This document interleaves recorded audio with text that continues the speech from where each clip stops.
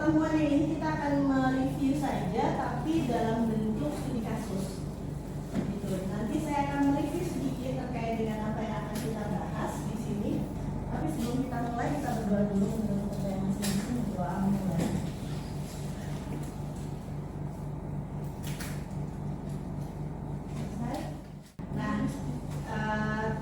Terkait dengan materi hari ini, saya akan membahas terkait dengan study case on influencer in digital promotion strategies.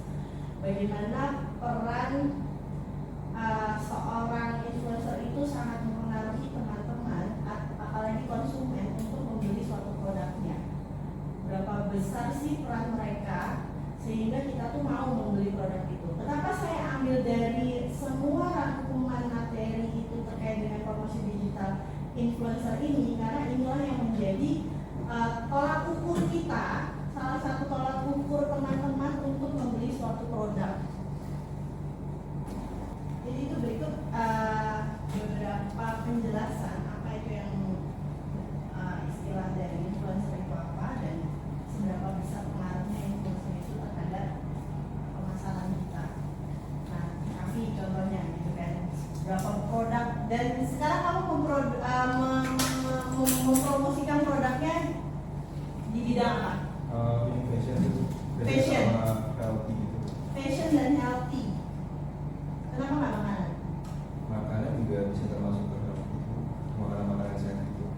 Makanan sehat. Kenapa ada makanan sehat bukan makanan yang biasa aja? Ya ada juga yang buat KM yang biasa, tapi itu cukup buat membantu aja. Kayak kemarin tuh ada anak angkatan 24 kan, Bukus Rumah, dia kan punya usaha makanan promosi. Oke. Ini kurang lebih yang akan kita bahas di sini adalah terkait dengan influencer, kemudian apa yang menjadi faktor penting apa di dalam promosi digital, kemudian ada studi kasus yang akan kita bahas di sini. Karena teman-teman ini kan ada kalian berapa? Ini 7, ini 6, berarti yang sini 7, yang sini 6. Nanti kita akan diskusi aja terkait dengan ini sebagai penutupan dari perkuliahan kita sih di pertemuan ke-15 ini.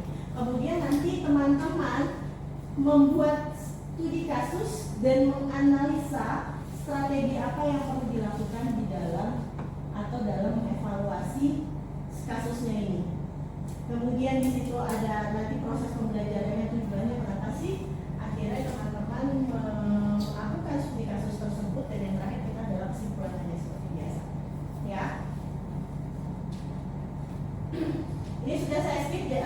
Ini saya nggak perlu jelaskan karena di awal kan tadi kita sudah bahas ya bahwa influencer are individual who have the power to affect the purchasing decision of other due to their authority and reach in a specific niche. Jadi dia itu orang yang bisa mempengaruhi. Kafi itu bisa mempengaruhi orang. Ya mungkin bukan kita, tapi orang yang di luar sana yang melihat dia secara online, secara dunia maya. Dan itu ada ribuan kan. Jadi bukan cuma seantara Depok atau Secitayam dan kawan-kawan, enggak, di luar dari itu. Dan itu bisa terlihat kalau misalnya kami nih ya mau mengevaluasi berapa sebanyak sih followersnya dia dan di mana aja followersnya dia, itu bisa loh dia buat penelitian berapa besar pengaruhnya. Tinggal buatlah itu kuesionernya, ada di mana sih orang-orangnya. Ternyata yang terbanyak tuh yang menjadi followernya Kafi itu di daerah mana, itu bisa kelihatan di situ. Ya, in today's digital marketing landscape, they play a crucial role in connecting brand with their target audience. Jadi targetnya itu adalah kita nih. Posisikan kita itu sebagai konsumen. Siapa yang memakai influencer atau yang dulu kan kalau kita bahasa saya zaman dulu itu bilangnya kan brand ambassador ya, BA, sampai sekarang ya bahasanya diganti jadi influencer atau selebgram, apa lagi? Bahasa konten kreator. Bahwa yang melihat yang orang lihat itu ketika di televisi kemudian berpindah menjadi media digital, sosial media dan lain sebagainya, ya orang itulah yang mempromosikan produk Aya ini, yang mempromosikan Kafi. Minumlah produk Aya gitu kan, karena dia dari bukan dari Gunung Putri Bogor, tapi dari Depok gitu. Cintailah produk Depok seperti itu kan. Itu kan kayak kita, oh ternyata orang Depok punya produk namanya Ayak, harganya jauh lebih murah dibandingin dengan kompetitor lainnya ataupun apa? Aqua ketua kelompoknya tuh dibandingin yang lain gitu. Nah itu yang menjadi proses dia akhirnya memilih, oh yaudah saya milih Ayah aja. Secara seorang Depok saya harus mencintai produk lokal. Nah, mencintai produk lokal gitu kan. Orang cara berpikirnya konsumen itu kan, atau kita lah, nggak usah jauh-jauh konsumen. Saya mengasumsikan teman-teman itu nggak usah jauh-jauh lah. Ya kalau kita udah pakai aja produk itu. Sama halnya kalau di daerah. Di daerah kayak di tempat saya ya, tempat suami saya di Sulawesi, dia tuh nggak ada produk Aqua, produk Fit, produknya produk lokal. Nggak ada dia produk-produk Aqua, Fit, Ades dan kawan-kawan itu nggak ada. Yang berbrand itu cuman mereknya Coca-Cola Group. Kecil itu. Nah, Coca-Cola, Fanta, Sprite yang disukai anak-anak ketika bulan Ramadan. Tapi kalau minuman air mineral itu produk lokal mereka, karena harganya jauh lebih murah dibandingkan produk yang sudah punya nama di luar sana. Gitu ya. Understanding the impact of influencer can help businesses enhance their promotional strategies. Itu bisa mempengaruhi dalam mereka untuk membuat strategi bisnisnya dia. Salah satunya pasti yang akan dilakukan adalah mempunyai VA ini, influencer ini. Tapi nantinya akan ada proses tuh gimana si influencer ini ngaruh nggak sih dengan penjualan kita? Kan kita punya kan target ya, misalnya saya mesen kafe, kita kontrak ya, kamu promosikan produk saya UMKM, kamu promosiin ke saya bayar berapa ke kamu ngasih ininya berapa, red card ya. Nah kemudian dari red card itu berapa, nanti kalau tidak tercapai apa yang harus saya lakukan dan apa yang dia akan berikan juga kepada saya. Di situ ada agreement-nya kan, agreement letter di situ. Nah dari saya pun juga akan punya bentuk evaluasi juga. Kira-kira ngangkat nggak sih nih kalau saya 2 kali berturut pakai si kafe? Kalau ternyata ngangkat, saya akan nambah, karena kan pasti omset saya juga naik. Tapi kalau nggak ngangkat ya saya stop, karena cost yang akan saya keluarkan itu pasti jauh lebih besar. Percuma saya mempertahankan dia kalau penjualan saya tidak naik. Tapi kalau saya mempertahankan kafe, kalau penjualan saya naiknya cukup signifikan. Karena kalau kita untung kan maunya apa? Kan minimal orang berjualan itu kan yang penting apa? Balik modal dulu kan? Pertama kan balik modal dulu. Kedua apa lagi? Baru keuntungan berapa persen maunya. Dari situ nanti ada lagi berapa persen lagi kenaikannya ketika kita sudah tahu, sudah posisi bisnisnya kita tuh sudah bagus gitu loh. Ya kan? Walaupun pasti akan turun. Nah dalam proses turun ini kan kita harus naikin juga kan. Tapi walaupun sebagai influencer dia juga sebagai pengusaha. Nah sebagai pengusaha itu dia kan nggak akan monoton dia mengeluarkan minuman yang kayak gitu kan, yang begitu aja. Itu akan ada masanya. Masanya tuh maksudnya masa di mana orang-orang tidak akan menyukai, bukan tidak menyukai ya, males lagi, ngapain sih terlalu manis, atau bisa bikin di rumah, gitu kan? Nah ada masanya di situ dia harus berkreasi, naikin lagi tuh mereknya dia, bukan produknya, mereknya dia.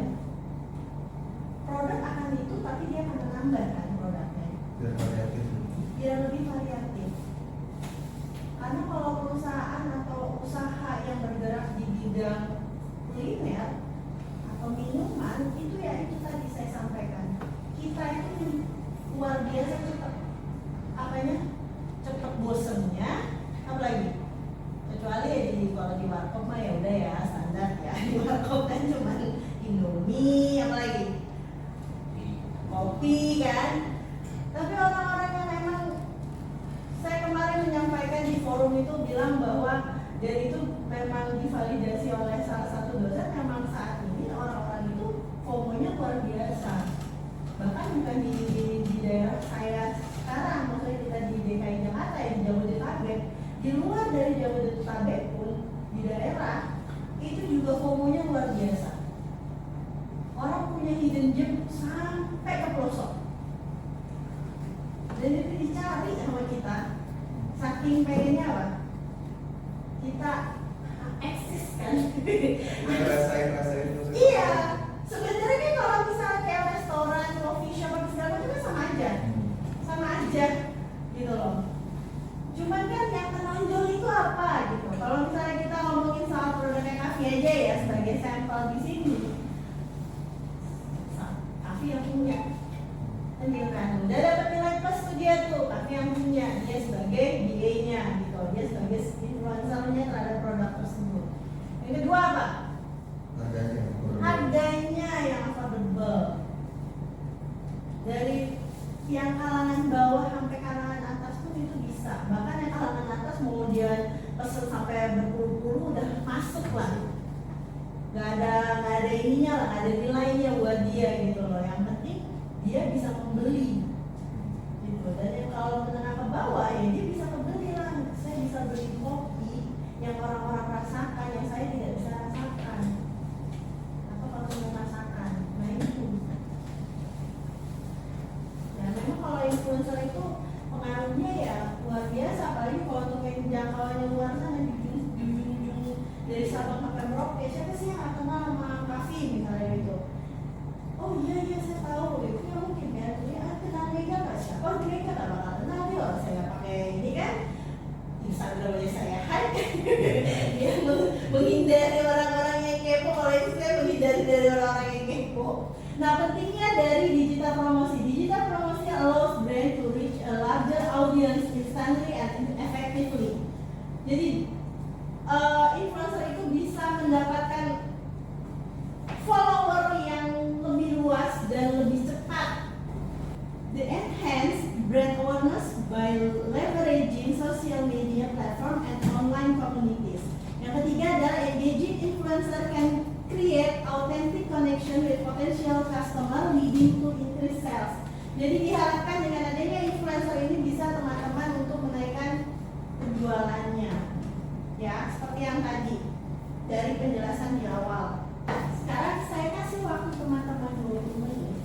Cari influencer yang memang kalian kuasai saja deh. Gak usah jauh-jauh. Tapi kalian jadi bingung. Karena bisa cari di belakang ya. Kita buat satu di sini.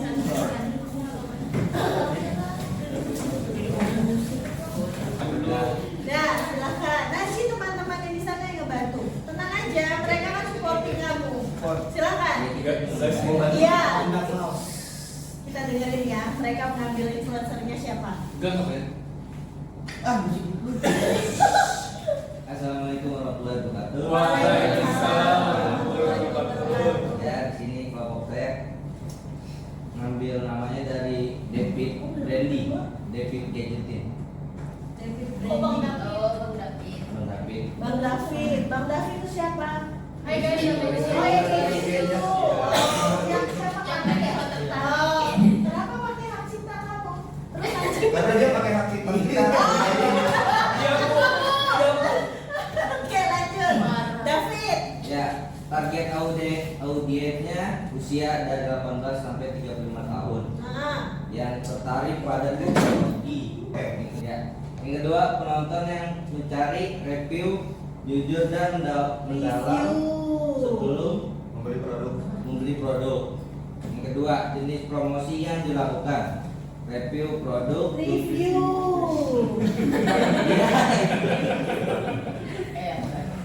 unboxing,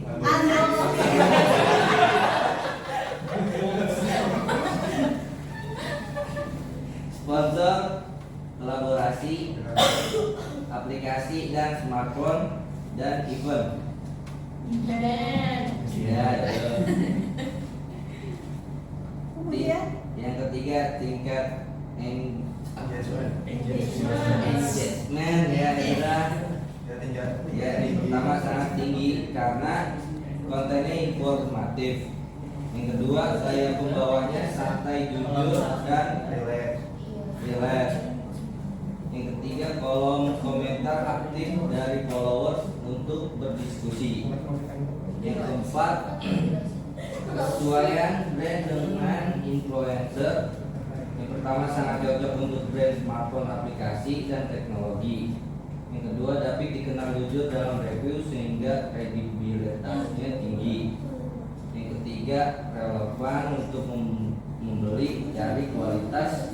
Contoh videonya kolaborasi dengan beberapa brand Asus, Samsung, dan Xiaomi. Jadi cocok atau tidaknya kesesuaiannya menurut kalian? Cocok ya. Sesuai ya.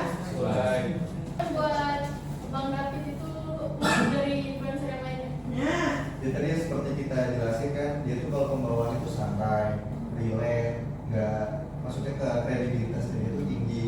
Jadi makanya kita tuh sarankan kalian untuk follow dia. apalagi kalau terkait dengan kita ngomongin soal teknologinya. Dia handphone atau kayak brand-brand yang biasa sama dia. Kalau mau dibandingin dengan yang lain, kira-kira apa siapa ininya dia, tandemannya dia, yang bisa menjadi Sobat second Tekno. choice? Iya, sobat Tekno. Nah, ada ya soal. Ini di sini nih Bu, di Tekno di sini nih Bu. Kejauhan, ayo, kejauhan katanya. David ngambilnya ke Tekno itu kayak gurunya gitu loh. Si David Iya baru sih. bikinnya begitu, walaupun bagusan David bikin kontennya, setahu saya. Tapi kalau yang Apple tuh Apple-nya siapa kira-kira? Sobat Tekno. Sobat Tekno itu, tapi menurut dia enggak katanya, sombong kan ya? Ayo, jelasin, kenapa kok sampai timpang banget, jelasin. Mentang-mentang editornya David bagus. Iya. Ayo coba, Apa ya? Cara view. apa yang menjadi kamu bilang bahwa itu terlalu jauh Bu, kalau misalnya kita bandingkan antara David dengan si Sobat Tekno itu? Dari sisi mana yang kamu lihat? Kok bisa kamu melihatnya? Ini kan kita mengamati ya, menganalisa saja, bukan kemudian kita menyimpulkan bahwa dia tidak bagus juga, tidak. Tapi kenapa kamu bisa sampai menemukan kalimat bahwa itu masih terlalu jauh Bu, dibandingkan dengan si David? Lebih ke personal David sih Bu. Lebih ke apa? Personal David. Personalnya. Iya, dari cara pembawaan dan lain-lain itu lebih informatif. Iya. Kalau buat saya, gitu. Jadi lebih mudah dimengerti aja, kayak gitu. Terus editornya juga keren. Iya. Lebih keren. Editornya Kenapa keren, kamu Bu. jadi ngedukung si David? Iya. Kenapa? Editornya emang dikasih jajan komputer mahal. Oh gitu. Iya, lebih proper lah. Kalau untuk Sobat Tekno itu sendiri di mana? Kayak bapak-bapak ngejelasin komputer. Iya, benar. Oh, Tapi kan saya belajar dari ada nggak yang mendekati dengan David? Ada ITE Prime tapi dia ada di luar negeri.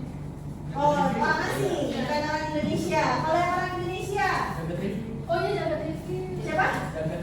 Jangan. Yang bagusan kan? Oh, Jagat Review. Ayo kan. Iya, beneran dia presentasi loh, berbinu loh. Kamu nggak bawain dia kopi sih sampai dia grogi loh, depan.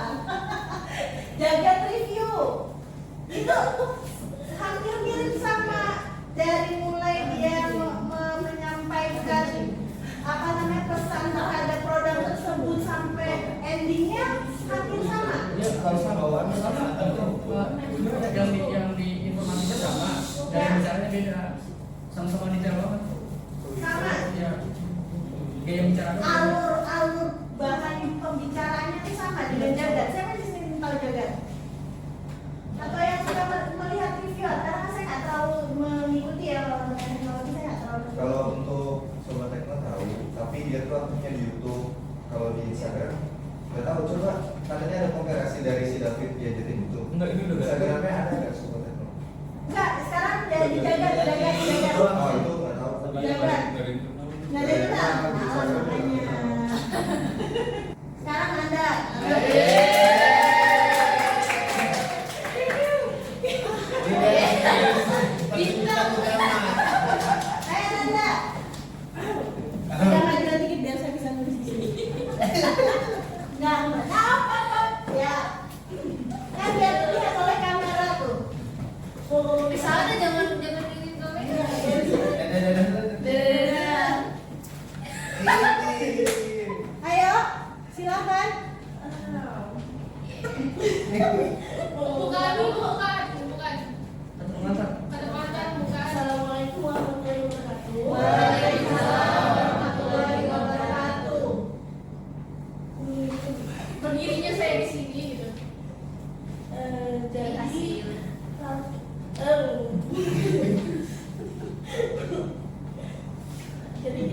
silakan hadir jadi ibu. Analisis dari kasusnya. Copyright. Pertama terkenalnya karena dia membuat video-video random dengan bapaknya. Begitu dong. Ke sana. Diskusinya ke sini loh. Diskusinya ke sana. Nah, kameraman. Takut banget anak Syarel. Ganti lagi. Ayo. Terus target audiensnya itu kalangan anak muda, ibu, dan lain-lain bisa ya. Hantu bisa hantu. Terus jenis promosinya itu ada baju, usaha, makanan, berbagai macam endorse. Lu bisa apa aja dan endorse masuk. Apa adanya? Apa aja? Baik, Kak. Kayak apa? Kemudian apa lagi? Jenis promosinya apa? Jenis promosinya ada baju, usaha makanan, berbagai endorse. Itu yang ditulis di situ sama nggak sama yang kamu ucapin? Sama-sama. Oh yang di sana sama sini beda soalnya jenisnya. Jenis promosinya apa? Ada baju, ada usaha makanan, sama berbagai macam endorse.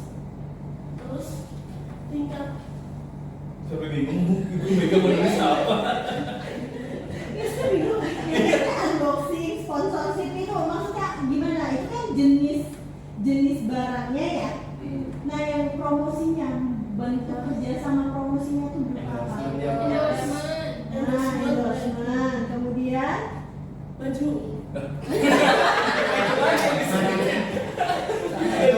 Endorsement. Kemudian usaha.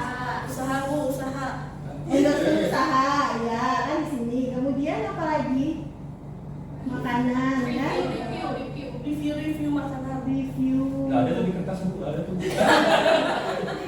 Siapa yang tidak ada? Import itu dia import. Karena jatuh siapa yang jatuh? Haris, Bu. Terus apa lagi? Kemudian ada lagi jenisnya ditambahin review sama endorse. Oke. Kemudian tingkat engage-nya gimana terhadap konsumennya atau terhadap pembeli konsumen kita? Berdasarkan endorsement-nya itu ada 66%. Tulisan siapa itu?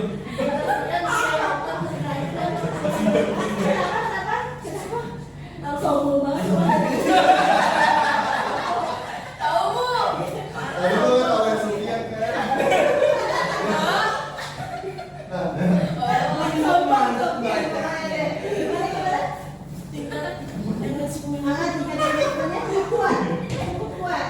Dibuktikannya berapa persen ya?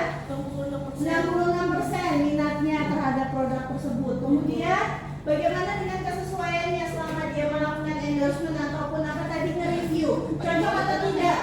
Cocok, Bu. Jangan lucu banget Sumio. Oh, ya, jadi langsung happy ya. Iya. Oke, ada yang mau ditanyakan? Bisa duduk si Nisa. Nanda. Penutup biar dapat 85 ya kan? Iya. Guys, saya akhiri ya semuanya. Oke, Fadil Jaidi. Ada yang mau ditanyakan? Gak sikat tapi. Oke. Kan kita kasih dia follow nih ya. Ya, oke. Instagramnya si Fadil Ternyata Jadi. baru follow. Kamu baru follow. Marah tuh dia mana yang punya ciptaan kayak ini. Kenapa Iya. Ya. Nanti mau jawab. Dari kalian terkait endorsement-nya itu semua banyak banget kan. Dia bisa masuk ke semuanya. Nah, berbicara tentang red card kalian tahu gak? Itu. Nggak mana sih kita? red card-nya? Si Fadil Jadi. Sebenarnya kita tidak perlu bertanya, Kalian- tapi informasi yang kalian tahu itu adalah berupa dari artikel. Ya. Nah, kira-kira berapa rate-nya? Benar kan? Iya, Pertanyaannya benar. seperti itu. Sampai kok dia sampai mau segini? Ini kan udah di atas 50% kok. Kalau itu Kalau- saya bisa kalau endorse dia kalian- buat Alkofi ini. Kalau kalian berapa engage-nya? Kalau berdasarkan artikel, David, berapa persen? Seberapa besar pengaruhnya dia terhadap minat teknologi untuk orang-orang konsumen kita? Ada nggak? Sambil kamu menunggu apa dari jawabannya? Ratingnya? Udah, berapa? Untuk Instagram story 5 juta, untuk foto di feed 20 juta, sedangkan untuk video 50 juta. Itu 24. Iya, Story IG 5, 5 juta. terus Video. video yang Hamsa Hamidah ya, itu bapak dengan bapaknya sama kakaknya Mbak Daster, iya kan? Itu kan dia kan robot kan? Video berapa? 50 juta. 50 juta. Selama berapa lama? Ada yang kalau story 3 kan? bulan. Oh 3 bulan. Kalau story kan cuma 1 menit ya? 24 jam. Oh 24 jam. Oke, ini 24 jam. Yang ini 3 bulan. Kemudian Foto. foto maksudnya gimana foto? Kayak posting di feed. Oh posting. Oke, posting berapa? 20 juta. Posting 20 juta. Selama 3 bulan juga sama-sama di feed. 20 juta ya? Iya. Ya. Oke. Gue tadi nanya presentasinya kan 85%. 85%. Wow.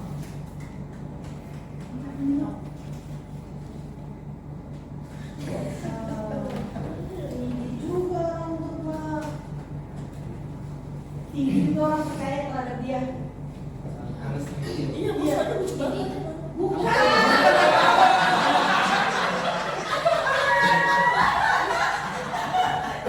Dia benar pede loh. Ini cukup menarik ya. Buat saya ini makanya kayaknya cara berpikir teman-teman dengan saya memberikan kasus-kasus seperti ini, jadi teman-teman itu bisa berpikir lebih terbuka lagi. Kita nggak akan ngomongin teori cuma di depan aja, tapi nanti selebihnya nanti kalau kita ketemu lagi di semester depan, kalau kita ketemu lagi dengan topiknya yang cukup menarik, saya akan buat juga seperti ini. Kita usahakan minim sekali informasi, bukan minim teori dalam artian minim kalian tidak mencari tahu.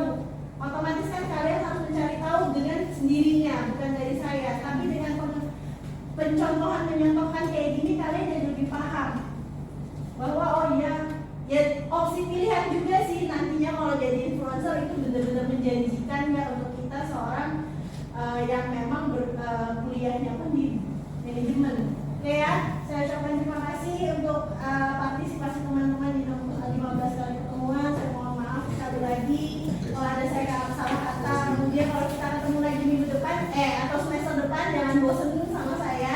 Nanti juga saya akan memberikan materi-materi yang jauh lebih, mudah-mudahan lebih menarik dan saya juga lebih semangat lah. Oke ya, selamat. Iya, selamat pagi. Assalamualaikum warahmatullahi wabarakatuh.